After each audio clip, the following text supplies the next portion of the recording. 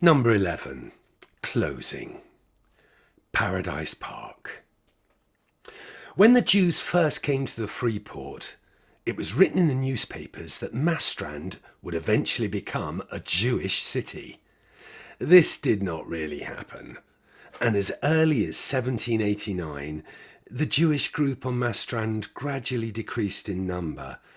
Some of the Jews left Sweden completely, while others moved to the three permitted cities of Stockholm, Gothenburg and Norrköping.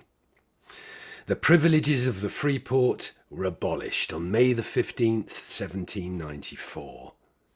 The American War of Independence, 1775 to 1783, and the peace in Paris had changed the economic situation, and thereafter life in the free port became increasingly difficult.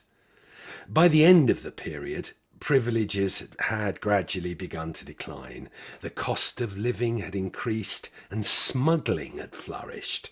The island gained a reputation for being a haven for criminals. The free port had not lived up to the high expectations that the Crown had set. Marstrand was transformed back into a normal city, that is, a city with the right to conduct imports and exports. When the free port was closed down, the Jews' exceptional position on Marstrand was also removed. The proximity to Gothenburg meant that the majority established themselves there. During the 19th century, Gothenburg became a thriving trading place. The Jewish immigrants greatly contributed to the development of the city. Trade movements, industries and manufacturers were all established there.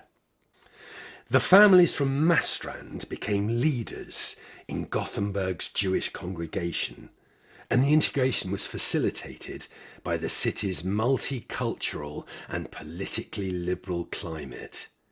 Jewish life continued to develop.